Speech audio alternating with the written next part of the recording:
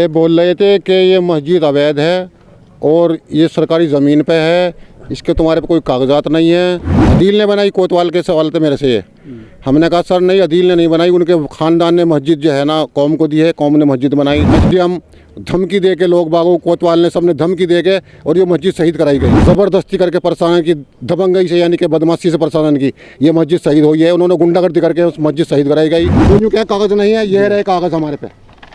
बिल्कुल आप देख सकते हैं कि ये ट्रू कॉपी है जो वक्फ बोर्ड लखनऊ से, जो यहाँ का स्टेट का जो ऑफिस है वहाँ से ये कॉपी निकलवाई गई है और अभी हालिया दिनों में ही ये निकलवाई गई है। अचानक सारी ज़रूरियात छोड़ के, सारे कोविड प्रोटोकॉल को छोड़ के अचानक पूरा का पूरा अमला पहुँच जाता है और यहाँ पर मस्जिद को मुनहदिम कर देता है, शहीद कर देता है। जो आने वाले उत्तर प्रदेश के असेंबली इंतखाबात हैं उसमें अपनी कमियों को छुपाने के लिए फिर से हिंदू मुस्लिम मस्जिद मंदिर का मामला उठाया। आप यहाँ पर आके मुसलमानों में खौफ और हरासा करने के लिए, लोगों के अंदर दहशत डलाने के लिए और मुसलमानों को ख़ास तौर से एहसास कमतरी का शिकार कराने के लिए आपने ये मस्जिद को यहाँ पर मुनहदिम किया है, शहीद किया है।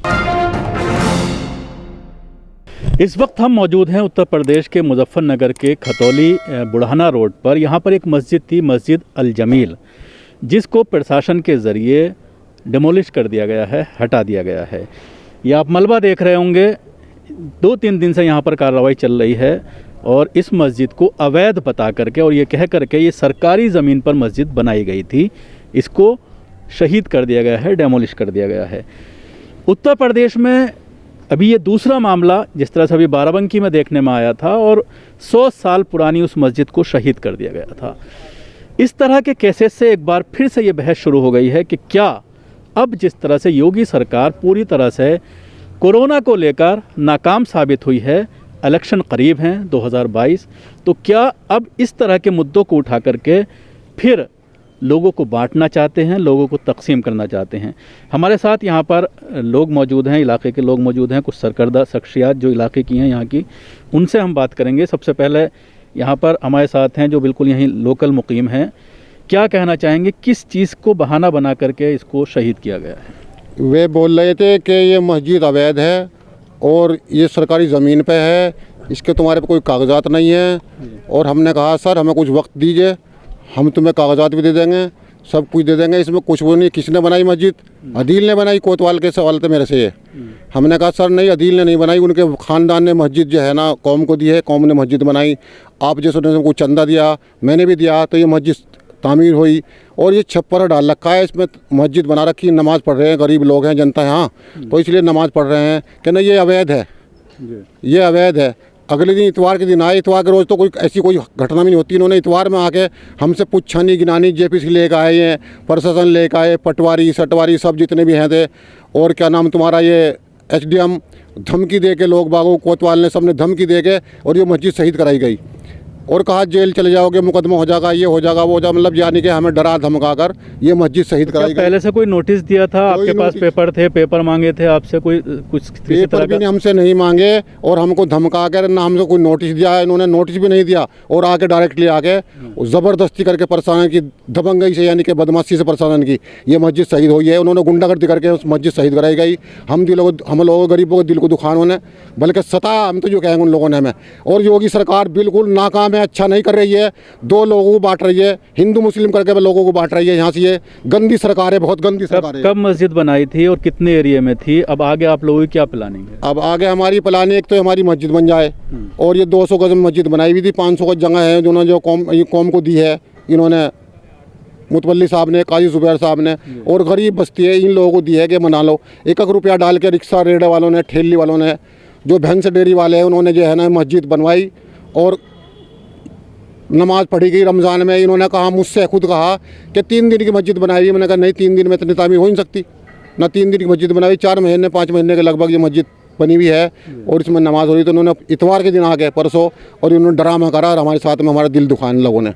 ये पूरी दुनिया देखे, जालिम को उनको सज़ा मिले जो इसमें है, कोई भी उसमें हो।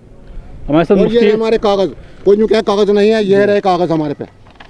बिल्कुल आप देख सकते हैं कि ये ट्रू कॉपी है जो वक्फ बोर्ड लखनऊ से, जो यहाँ का स्टेट का जो ऑफिस है ये जालिम वहाँ लोग से ये हैं। कॉपी निकलवाई गई है और अभी हालिया दिनों में ही ये निकलवाई गई है। और अगर नोटिस दिया जाता तो शायद ये कॉपी जमा की जाती है, लेकिन प्रशासन ने जो कार्रवाई की है उसकी कॉपी भी इन लोगों के ज़रिए मांगी गई है कि फ़ाइल नीचे से लेकर ऊपर किस तरह से चली और किस तरह से इस पर जो है ये ऑर्डर किया गया कि इसको डेमोलिश किया जाए बिना यहाँ के लोगों को नोटिस दिए हुए या इनसे कोई प्रूफ मांगे हुए, इनसे कोई पेपर मांगे हुए, किसी तरह का कोई इनको भनक नहीं लगी। अचानक प्रशासन जो है जेसीबी लेकर यहाँ पर पहुँचा। मुफ्ती उसामा साहब, क्या कहना चाहेंगे? जिस तरह से पेपर इनके पास बाकायदा मौजूद हैं, लेकिन प्रशासन ना कोई नोटिस देता है, ना इलाके के लोगों से किसी से मालूम करता है कि क्या आपके पास कोई पेपर है, तो इस कार्रवाई पर क्या कहना चाहेंगे? देखिए, इस वक्त जो सबसे ज़्यादा अहम और ज़रूरी काम है हमारे सामने और पूरे देश के सामने, पूरे राज्य के सामने, वो कोविड है। कोरोना महामारी फैल रही है, तो इस वक्त तमाम लोगों को इंसानियत बचाने के लिए लोग अपने घरों में छुपे हुए हैं, लोगों की मदद कर रहे हैं। लेकिन अचानक प्रशासन को ऐसा बहुत ज़्यादा ज़रूरी काम ये आ गया कि एक नौ तामीर शुदा मस्जिद, जिसको अभी पिछले कुछ महीनों पहले यहाँ पर तामीर किया गया था, अचानक सारी ज़रूरियात छोड़ के, सारे कोविड प्रोटोकॉल को छोड़ के अचानक पूरा का पूरा अमला पहुँच जाता है और यहाँ पर मस्जिद को मुनहदिम कर देता है, शहीद कर देता है, यहाँ उसको मलबे में इकट्ठा कर देता है, जमा कर देता है। आखिरकार इसका मंशा क्या है? क्या योगी सरकार अब अपनी नाकामियाँ छुपाने के लिए इस तरह के हीले और बहाने तलाश करेगी? क्या एक बार फिर जो आने वाले उत्तर प्रदेश के असेंबली इंतखाबात हैं उसमें अपनी कमियों को छुपाने के लिए फिर से हिंदू मुस्लिम मस्जिद मंदिर का मामला उठाएगी? क्योंकि बाराबंकी के अंदर जिस तरह से 100 साल पुरानी मस्जिद को तो शहीद किया गया है और वहाँ से उसको गैर कानूनी बताकर उसको ढहा दिया, उसको शहीद कर दिया, इसी तरह से ये मस्जिद, हम तो ये कहते हैं कि साहब देखिए, अगर यहाँ पर मस्जिद थी, यहाँ लोग नमाज़ पढ़ रहे थे, किसी के ज़ाती इस्तेमाल में तो वो नहीं आ रही थी, पब्लिक उसका इस्तेमाल कर रही थी, जनसेवा के लिए उसको इस्तेमाल किया जा रहा था, लोग नमाज़ पढ़ रहे थे। ये मस्जिद कम से कम ये जगह 40 से 50 साल पुरानी है। यहाँ पर इसके आसपास और भी जगहें पड़ी हुई हैं, शहर भर में जगहें पड़ी हुई हैं, वक्फ की कई हज़ार एकड़ प्रॉपर्टीज़ पर भू माफियाओं का कब्जा है। क्या आपको वो तमाम की तमाम जगहें गैर ज़रूरी लगती हैं? आप उनको खाली नहीं करा सकते क्योंकि आपका संरक्षण उनको प्राप्त है। आप यहाँ पर आके मुसलमानों में खौफ और हरासा करने के लिए, लोगों के अंदर दहशत डलाने के लिए और मुसलमानों को ख़ास तौर से एहसास कमतरी का शिकार कराने के लिए आपने ये मस्जिद को यहाँ पर मुनहदिम किया है, शहीद किया है। एक दूसरी बात, इस मस्जिद को शहीद कराने में प्रशासन ने जिन लोगों को आलाए कार बनाया है वो मुसलमान ही हैं, शिकायत करने वाले मुसलमान हैं, शासन प्रशासन को यहाँ पर लाने वाले लोग मुसलमान हैं। नहीं तो उन लोगों को क्या मालूम था कि यहाँ पर ये जगह वक्फ की है या किसी की ज़ाती है? ये तमाम की तमाम पूरी की पूरी कॉलोनी, पूरी की पूरी आबादी नई आबादी है। यहाँ पर कोई 15 साल पुराना घर है, कोई 5 साल पुराना घर है, कोई 2.5 साल पुराना घर है, तो ये पूरी की पूरी नई आबादी है।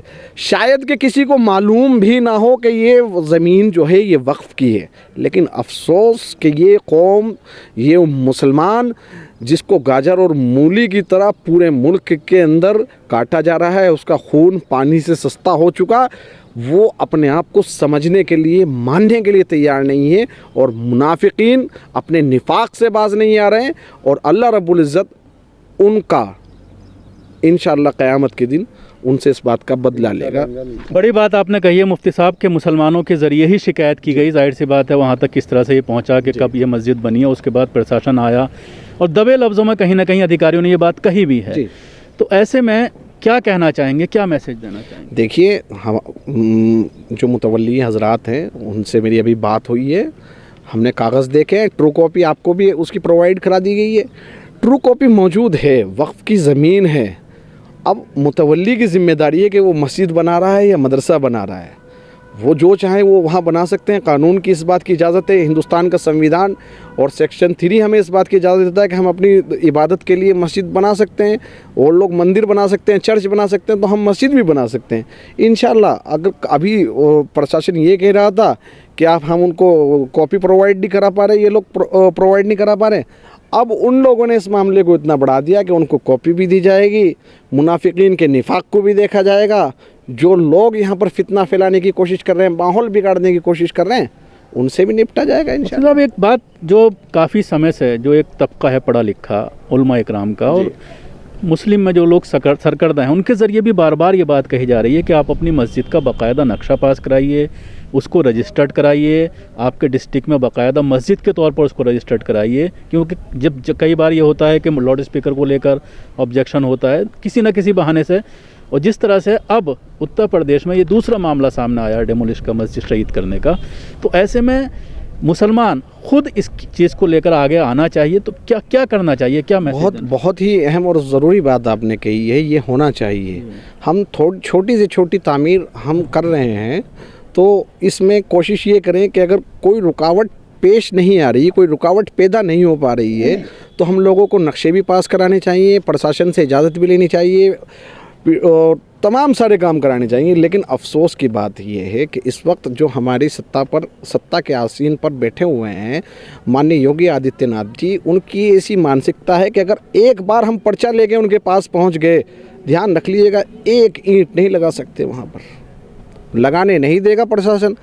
तो मुसलमान देखिए, मस्जिद और मदरसे जो बनते हैं, ये कोई सरकारी पैसों से नहीं बनते, किसी के ज़ाती पैसों से नहीं बनते हैं।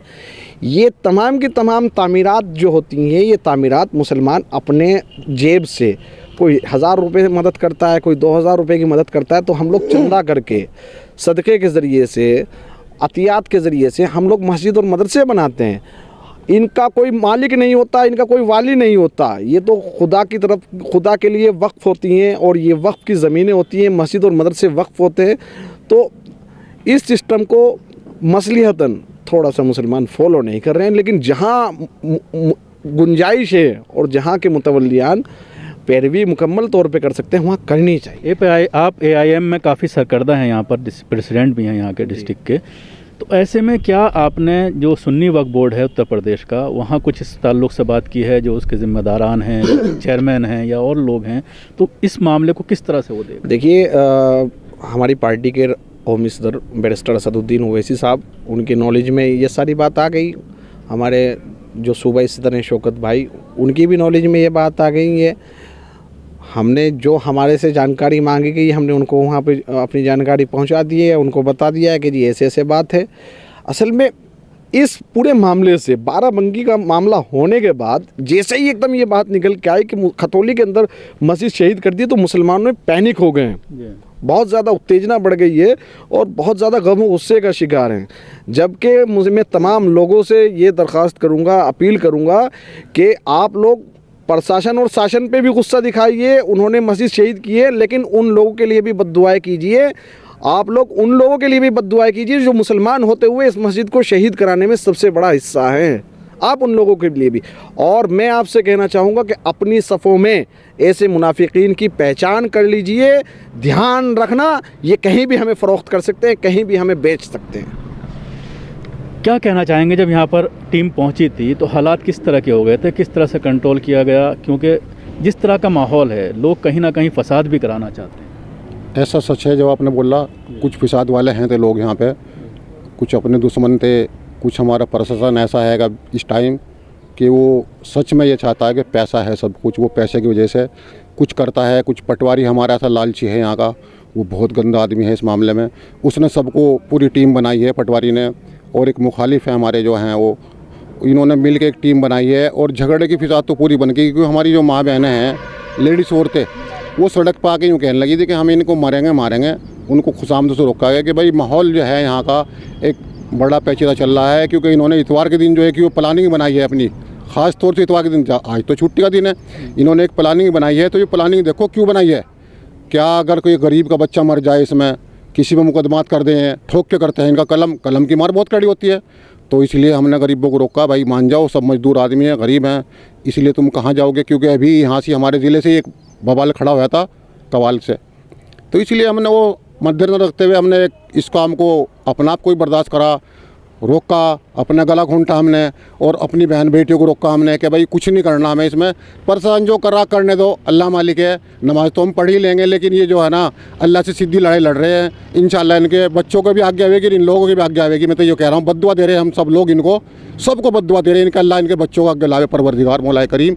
ये सब जो इन्होंने करा धरा करा है, इंशाल्लाह इनका बेड़ा गर्क जरूर होना, अल्हम्दुलिल्लाह। तो ये थे यहाँ के कुछ लोग जिनसे हम बात कर रहे थे, जिनसे हमने जानने का कोशिश की कि पूरा मामला क्या है। मैं एक बार फिर अपने कैमरा पर्सन से कहूँगा दिखाने के लिए, ये मलबा आप देख सकते हैं पूरी तरह से 2-3 दिन से यहाँ पर लेबल लगी हुई है और इसको साफ़ करने का काम चल रहा है। यहाँ तक कि वज़ू खाना और जो बाथरूम है उसको भी पूरी तरह से तोड़ दिया गया है ताकि दोबारा से उसका इस्तेमाल ना किया जा सके। इसके साथ ही जो कई सवाल जो खड़े हो रहे हैं, सबसे बड़ी बात, जिस तरह से जो हमारे साथ लोग मौजूद थे उन्होंने कहा कि कुछ लोग हैं यहाँ के लोकल मुस्लिम, उनके ज़रिए ही शिकायत की गई थी। तो ये एक बहुत बड़ा सवालिया निशान है और ये सवाल खड़ा कर रहा है कि आखिर मुनाफिकों की अगर वक्त रहते पहचान ना हो तो इस तरह के मामला हो सकते हैं। उसके साथ ही दूसरा सवाल ये खड़ा हो रहा है, पेंडेमिक है, उत्तर प्रदेश के जिस तरह के हालात हैं कोरोना के दौरान, ऐसे में पुलिस प्रशासन के पास इतना वक्त है कि वो आकर के मस्जिद को डेमोलिश कराता है, मस्जिद को शहीद कराता है। जहाँ तक सवाल है प्रशासन का, प्रशासन पूरी तरह से उसको लगना चाहिए कोरोना को कंट्रोल करने के लिए, जो जिस तरह की पोजीशन है पूरे उत्तर प्रदेश में। लेकिन ये दूसरा मामला है जो कोरोना काल में कर्फ्यू के दौरान, लॉकडाउन के दौरान, बाराबंकी के बाद ये दूसरी मस्जिद है जिसको शहीद किया गया है। एक सवाल और है, एक दरख्वास्त और है लोगों से, जैसा कि मैंने अभी बीच में भी कहा कि आप लोग अपनी अपनी मस्जिदों को, अपने अपने मदरसों को रजिस्टर्ड कराइए, उसकी बिल्डिंग का नक्शा पास कराइए, ताकि जब भी इस तरह की कोई कार्रवाई करने आए तो आपके पास प्रॉपर पेपर हों। लेकिन इस मामले में जिस तरह से ये देखने में आया कि कोई पेपर नहीं मांगा गया। ये पेपर आप देख सकते हैं, ये वक्फ बोर्ड उत्तर प्रदेश का जो है, उसके साथ ये खसरा का इंदराज है, जो खसरा नंबर वगैरह होता है इसमें पूरी तरह से दर्ज है। जो वक्फ किया गया था, काजी साहब यहाँ के एक सरकर्दा मुस्लिम थे, उनके ज़रिए परिवार को मुतवल्ली बना करके इसको वक्फ किया गया था और उनके ज़रिए ही ये ज़मीन मस्जिद के लिए दी गई थी। उनकी प्लानिंग ये थी कि अभी फ़िलहाल 200 गज़ है, लेकिन आसपास की 300 गज़ की और ज़मीन है, 500 गज़ की ज़मीन पर इस मस्जिद को तामीर कराया जाएगा। अब उनका ये कहना है कि अब इस पूरे मामले को लेकर उन्होंने पहले अभी फ़ाइल कॉपी मांगी है कि किस तरह से कार्रवाई की गई, कहाँ कहाँ फ़ाइल चली, किसने क्या रिपोर्ट लगाई, क्योंकि प्रशासन का ये कहना है लोकल कि हमने डिस्ट्रिक्ट वक्फ बोर्ड से रिकॉर्ड मांगा था, लेकिन उन्होंने ये बता दिया कि हमारे पास इसका कोई रिकॉर्ड वक्फ बोर्ड में नहीं है। तो अब उस सारी फ़ाइल को तैयार करने के बाद दोबारा से मस्जिद के लिए बाकायदा नक्शे के पास करने के लिए एक फ़ाइल डाली जाएगी और नक्शा पास कराने की कोशिश की जाएगी और दोबारा से यहाँ पर मस्जिद तामीर की जाएगी। लेकिन जिस तरह के हालात हैं उत्तर प्रदेश में, तो उससे जाहिर सी बात है बड़ा मुश्किल होगा मस्जिद का नक्शे को पास कराना। अब ये देखने वाली बात होगी कि प्रशासन इस पूरे मामले को आगे किस तरह से टैकल करता है। खतौली से कैमरा पर्सन फैज़ी के साथ न्यूज़ मैक्स के लिए शकील अहमद। सभी अहम खबरों के लिए न्यूज़ MX को सब्सक्राइब करें, साथ ही बेल आइकॉन को जरूर दबाएं। लाइक, शेयर, कमेंट करना ना भूलें।